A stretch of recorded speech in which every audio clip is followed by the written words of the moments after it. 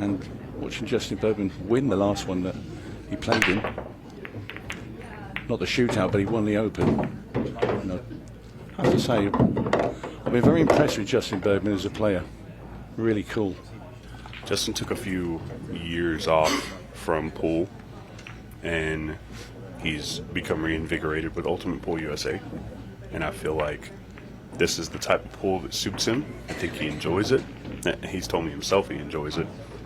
And this is a big deal. But Greg Hogue he's been around the game for a long time. This is going to be a good match. Greg is a little bit more punchy and a little bit more kind of, I don't want to say erratic, but it's going to be a very interesting match, this one. And Greg got a break, and he's got an opportunity here.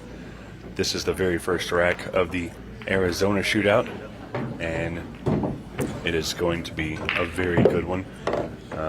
This is a 30-minute match timer with a 30-second shot clock. It is a race to 6. Just to clarify, it's a race to 6 games. And once we get down to that 10-minute mark, which we'll talk about quite a bit, is when the action really ramps up. 15-second shot clock comes into play, and that will be really when it starts to get stressful and you see a lot of crazy situations. Right now, it's just game by game. Greg's really taken on this rack pretty well. Hasn't been very difficult for him, and he's kind of picked it apart pretty methodically. Yeah, these early exchanges, I guess, for a player like Greg, it's important to get a good start against, a seasoned player like Justin Bergman. You get your opportunities early doors and you need to take them. And he's doing very well here, Greg. Yeah, just needs to control the speed on this one, and he'll be fine. This is an early lead for the man they call Spanky from the Tulsa area. I almost got him there. A little shaky on that ball, but yeah, pretty simple 8 now, just for Greg. Take the opener, in it goes. And that's a nice start from Greg, and that'll give him a lot of confidence. Yeah, there's quite a few matchups. This is every match in this shootout is going to be a good one.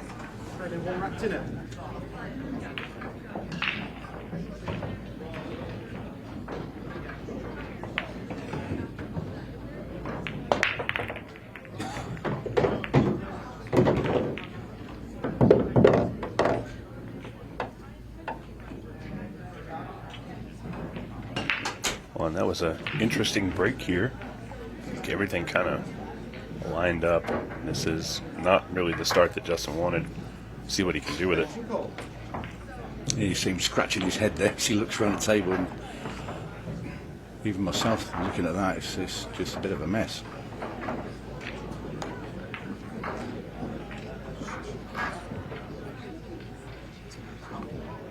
Gonna play the solid here.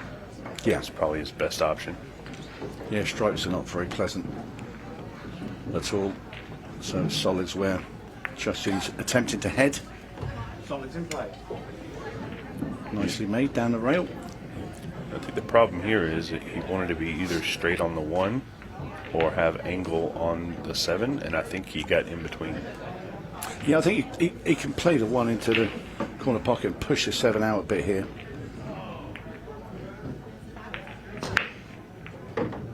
Looking at the layout now, it's pretty open now for Justin. He just had to make that first ball down that rail into the corner, and he's looking pretty good value for money to level things up really from here, you think? Yeah, the important ball here is the 2 ball, and I think he'll just be able to, just like that, tap it. And that's all he had to do. Yeah, I'd like to say I've watched Justin a bit now over the last year, and his close control with the cue ball is very, very good. Very cool and calm customer.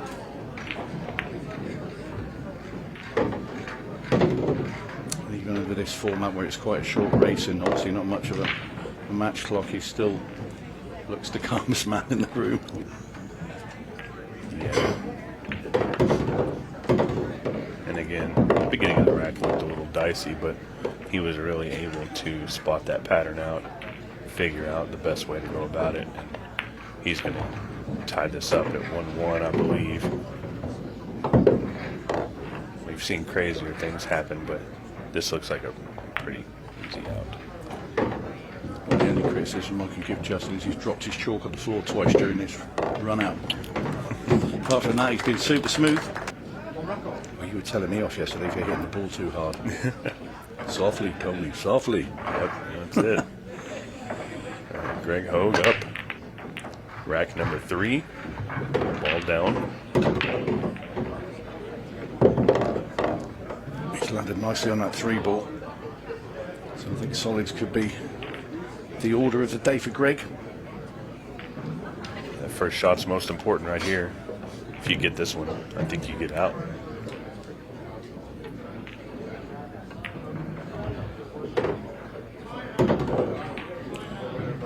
Slow down and it's carried on going. It's just as you said, Stephen, the speed of the table and how slick the cloth is. And that's just about caught Greg out. If he's looking at the combo down into the bottom left corner. Yeah, I can't really tell if that ball goes on the combo. It looks like it might, and he's eyeing it up, so it must. Our referee staff, Daryl Hibbard, watching very closely for the foul. We are playing all ball fouls. Any movement on that 5 ball would have warranted ball in hand for Justin Bergman. Greg Hogue doing a really good job of controlling his hand while tree-topped over that ball. That's right. Keeper still going. Called him out again. Knocked in the 7. Pretty good, but he's come a few ball rolls too far. He's having a bridge over. Down played this one. He got a little punchy there. Yeah, it's a bit of an erratic swing at that one. Yeah, that's a big mistake for Greg because he had an opportunity to get out and his key ball control wasn't as precise as he wanted it to be. Really is going to cost him here if Justin can get a good shot on a ball. I think he's got the 15 or the 10. He may have the 14. It looks a bit tight, doesn't it, from our position, but you can just squeeze through.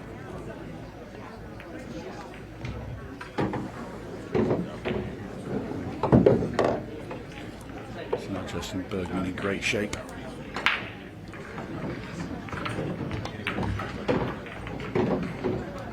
That's a bit heavy. I'm sure they like to stay at the top there. Took out 11 ball, but I think he's got a pretty easy run. The 13, yeah, he can the get straight back 15. up there. He can use the 15 to get back to the 11, and the 10 ball is a key ball for the 8 ball. Yeah, no drama. Very simple out. Again, it was always just that first shot and being able to control the cue ball.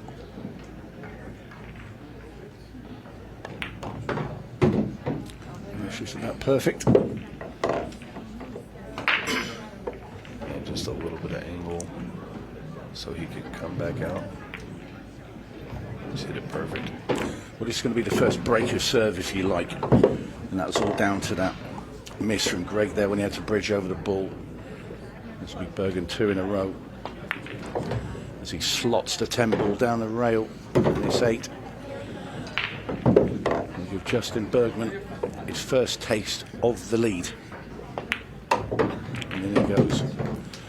Solid stuff from Bergman. It really felt like Greg had that last out and he just let the cue ball get away from him.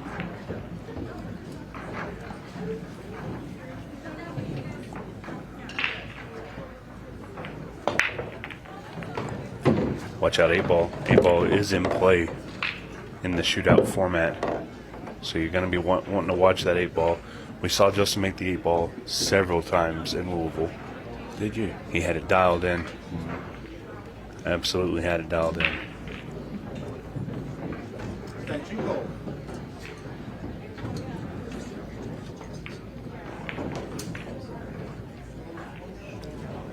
Looks like he's eyeing the stripe. I like the solids here if you have an opening shot, but that may be the reason why he's not looking at the solids.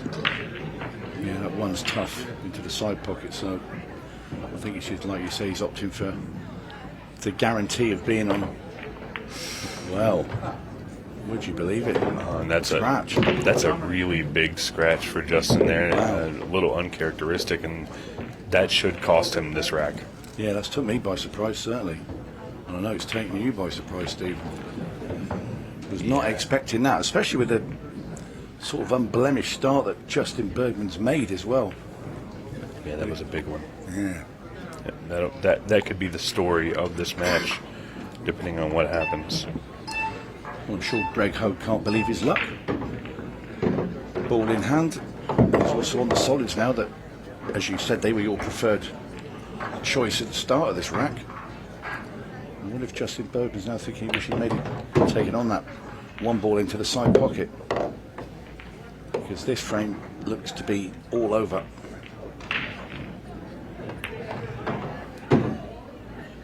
It'll make up for the rack that Greg lost earlier when he fell out of position.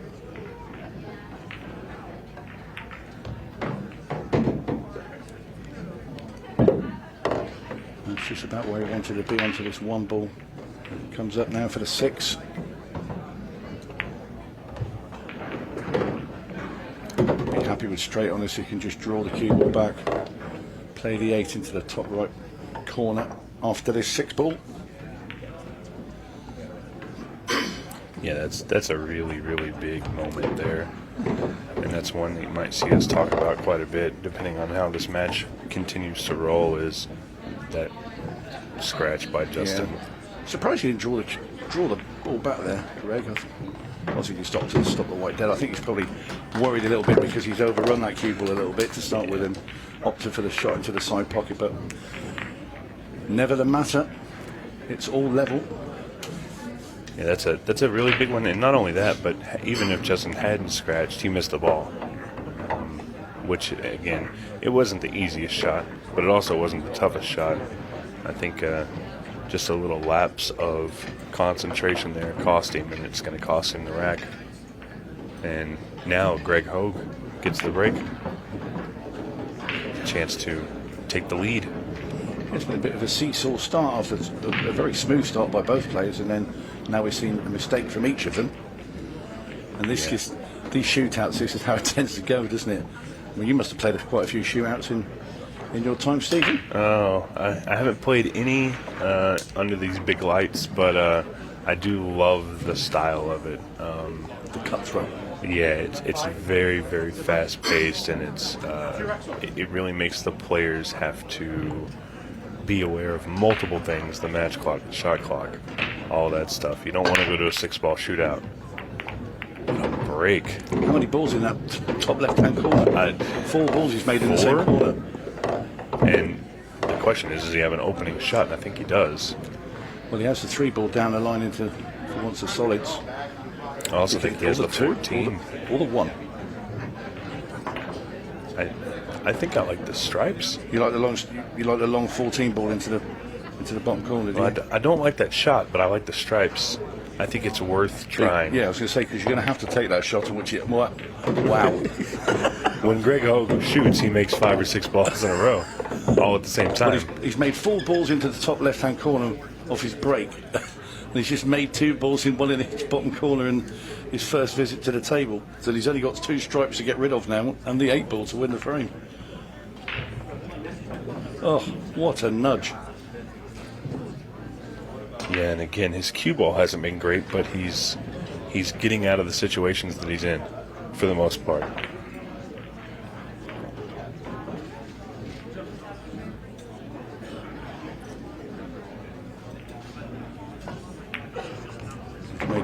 Oh, that's a nice nudge there on the 8. That's great. That really is a good play up. He's going to run the rack out in fine style, is Greg. 3-2. Big break and run. Get a receipt on that. He's got a chance to break and run on his own. Now, how wild would it be if we see the 8 on the snap? The golden break. See, that would hurt me. I'd hate to have that. I'd, love to make it yourself. It was quite funny because I was talking to Sam Henderson out there just earlier. And I said, how are you feeling? He said, yeah, I'm feeling great. Looking forward to playing. I said, what do you want to have out of the game? You want a bit of luck going your way, so I wouldn't mind making a few 8s off my break. I said, yeah, that'll come in handy. Yeah. Well, again, the 8 ball was flying around the table. He's able to make a ball. The stripes are really, really nice here. If the 15 ball goes past the 7, maybe even if it doesn't. I think that's what he's looking at now. Obviously, solids. You've got the 2 easy balls at the bottom. There's 2 over that top corner, but then he's got the 1 and the 3 behind the 8 there. That's the tricky bit if you do go with the solids. Everything else is easy, but he's going solids. Yeah, that's okay because the 3 and the 1 both have a pocket. I think that's the... Yeah, it's just a positional key, isn't it? And which ball that Justin chooses as his last ball to get on it. I think what he'll try and do is get on that 3 ball first out of the 2. So we'll get rid of this into the side pocket, and I think he'll very quickly maybe attack the 7. I think Then it might he be comes looking at round. a combo. Yeah. Oh, no, you're right. He's still good at the I think he 7. takes the 7, and then he takes the 4 ball, and then he plays the 3 into the left-hand side pocket. Yeah, I like that. That opens up the 1 then, and the 2. Yeah. The 8's dead. Oh, he played it really That's nicely. nice. That's really nice. You take anything away from Justin's game, his cue ball control is top-notch. Yeah, he just wants to draw the cue ball back here just a few inches, and he can pop that 3 ball into the side pocket. Then it'll be straight onto the 1, 2 probably last ball. Justin's one of those players that just plays smooth. Now, this is not ideal because Well, he might have to play the 2 now instead. I think he overrolled it, but I think he can just bump the 8 ball. I think he might play the 2. Just drop it in with just drag it off the rail just a tad. He can control this really well and leave himself a straight shot into the side pocket. Yeah.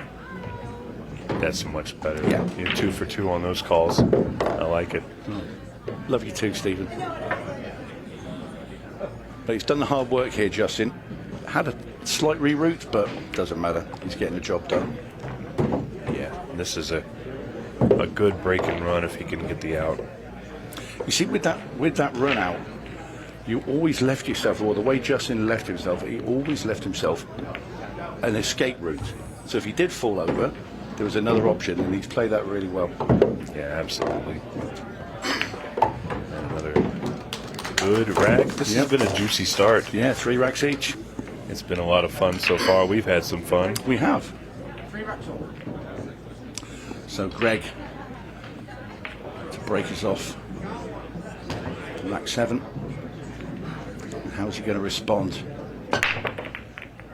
Well, that's not how he wanted to respond. Yeah, not by scratching in the corner. No. And that's such a devastating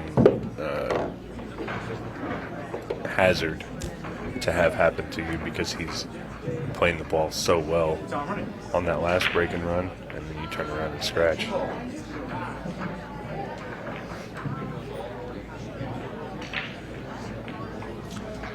Decision time now for Justin. What does he go? Does he go for the solids? He's not. He's going to go stripes. I like the stripes. I like the stripes. If looking at it immediately, you know the 10 ball's his last ball to get on the 8. Yeah, and looking at the other side, the 4 ball, I think is just in enough position where you don't really want to try and get around to it. No. And I don't think it has a pocket now, so he's definitely taking what I would take. Yeah, I mean, you could have played a combo up there with the 4 and the 3 and then opened it up that way, but what's the point taking the risk? Yeah. All these stripes are laid out ready for you. You haven't got to move anything, nothing to break out. 10 ball gets you to the 8 ball, so it's just about knocking these in. Can't Using see that, Justin missing from here, can you? using that phenomenal cue ball control to his advantage. And the question is here for me, does he go from the 14 to the 11? I think he's a little off angle. I think I was going to say, I think he just rolls this in very softly and plays 11 next, but he's coming down. So I think he's going to play That's a clever play. the 12 and then the 13, the 11 in the bottom left. It's a clever play. Yeah. Just simply because of that 13 with the solid that's near it and trying to get back. But then again, I thought he was taking the 13 next. He's certainly fooling me at the moment. Uh-oh. And that's where he didn't want to be. Well, that's one of the first times we've seen him really just not get Should have took the superb 13 control. for me. I think the 13, get that out of the way, because there's also he could have picked 2 different routes. And really, he's in a predicament here because he's got the 10 ball that he can take, but that's also his out ball. So he's going to opt for the 13. So it's not the easiest of shots. You need pure control for this one. And he's hit it really good. That is a great shot. The speed Because if was you have the perfect. wrong angle on this, if you've come too high on that 11, then it's a problem. You need to be straight on that 10 ball, or either to the right hand side of it, which makes it just simple to get on the 8. He'll take that. Yeah, really superb. I bet for a second there, Greg would have been thinking he might get an opportunity, but That door has just been slammed shut by Justin Bergman. Yeah, after a big scratch on the break, really costing. So we're going to be down right around the 12-minute mark of this match, and just 2 minutes away from the buzzer that I'm always so delighted to hear. You love it, don't you? It's now 4-3 Justin. So when he's on the normal clock, Jordan Shepherd's still knocking in balls in 10 to 12 seconds.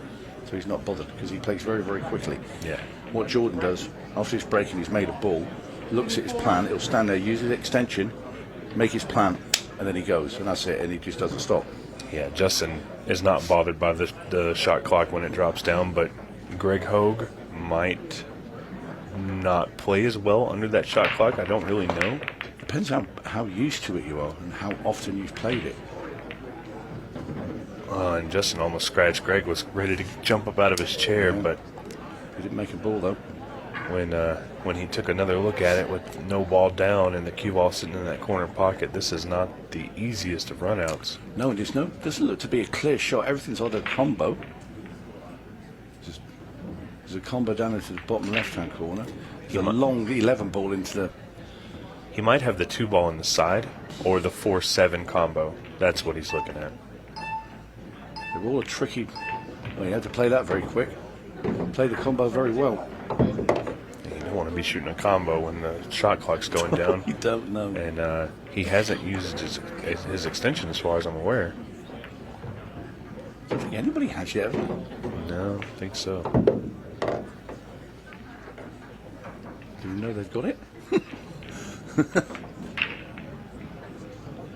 Greg has played in events that do have extensions on the shot clock, but I don't know how familiar he is with it. But I'll tell you what, after the wild miss and then the scratch on the break, it looks like we might have a little bit more of a calm Greg, maybe getting that thought out of his head about what happened on that last break. There's also the bit where you're getting used to your environment that you stood in that TV arena, you know, where you can't see. There is quite a few people also in the crowd around there watching, you know, and all of a sudden, you know, you're centre stage.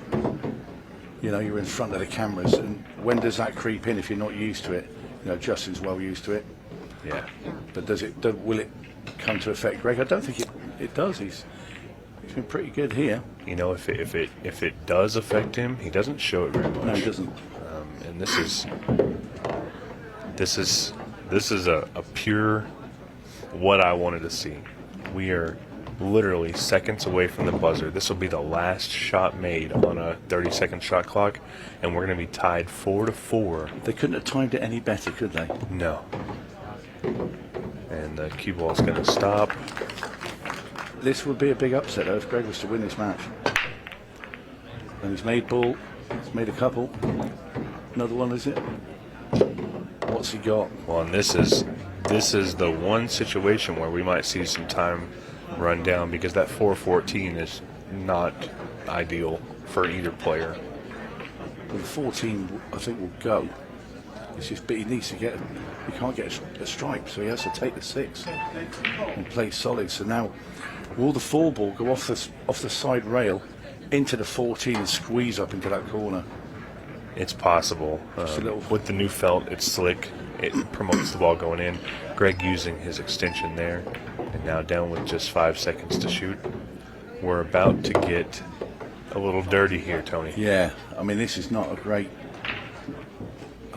situation for Greg, because also there's a bit of a problem down here in the bottom right with the 3 and the 5. The 5 goes. He's got to somehow kick that 3 out. He's tried to play that with a load of spin to try and kick the 3 out, and he's left it there, and now he's getting into a position where Justin Bergman will be thinking, I'm going to get an opportunity here. Yeah, I think maybe he needs to try and find a safer shot here. And I don't think that's it. No, he tried to get the 4 ball in front of the 14, and he's left it wide open now for Justin Bergman. Greg forgetting which seat was his for a second. And Justin now in a prime spot to run this rack out. He's really only got to deal with the 13, and as long as he's on the right-hand side of the table, I think it's an easy ball made.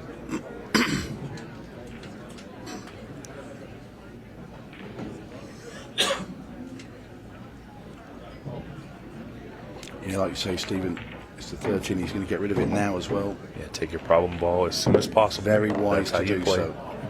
Very wise. It's easy position onto the 10 at the bottom. Just wants to leave himself a little bit of angle to come back up. He's got the 9 and the 15. Doesn't want to be straight. He's got I think he's got enough. He has enough. He can either roll it or he can punch it. I think we'll see him roll it up. Well, he came up a little shy, but he got a good little kiss.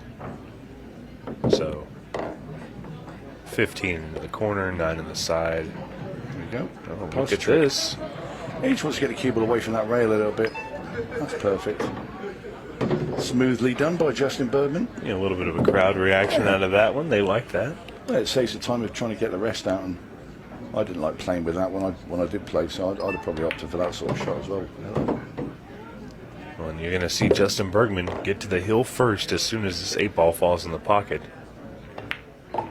What a story this match has been. We've seen mistakes, we've seen runouts, we've seen scratches, we've seen all kinds of stuff. For the first match of the weekend, this has been a dream. It's been great. This takes me back a little bit to the very first Ultimate Pool USA event, Cleve Thompson and Tyler Steyer. Louisiana, wasn't it? Yeah, and everybody came in. Most of the players thought, okay, well, Tyler's got a fairly easy match this round, and Cleve really stuck it to him and forced the 6-ball shootout. He was talking about that this morning. We had breakfast with Cleve, didn't we? We did. And you mentioned that. Yeah. In the short history of Ultimate Pool USA, we've really seen some phenomenal situations, and we may be in store for another one here. This break is huge for Justin, and it's even bigger for Greg. Well, there's plenty of time on the clock. And I can tell you the score is actually 5-4 to Justin Bergman.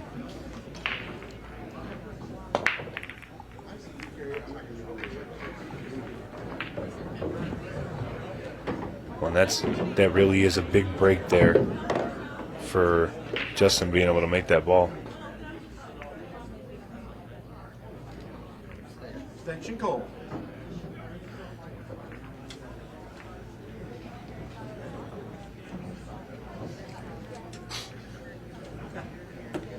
Justin trying to eyeball his options here. The 9-ball is an issue. Yeah, try and kick it out now. Fortunately for Justin, he's only kicked the 4-ball away, and the 9 is still stuck there behind the 7. So that needs to be. He needs to break it out somewhere, and it's. I mean, he can get on it, but it's going to be very, very tricky to get there.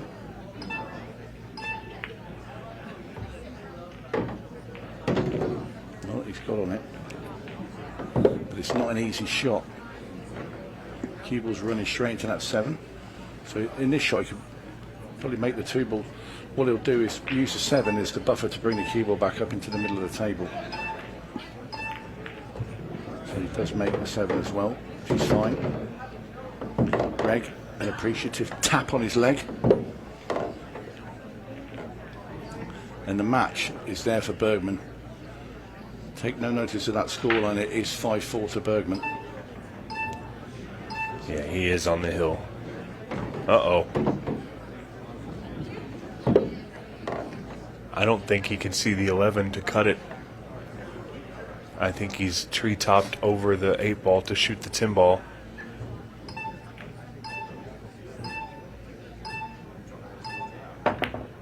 Oh, how'd you like that? Wow. Rightly so, the crowd give a round of applause there to Justin Bergman. That was a super shot, and this is for the match. Wow. I got to tell you, this was a great opening match. Justin Bergman takes it down 5-4, not without a little bit of drama. I'm sorry, 6-4. Not without a little bit of drama.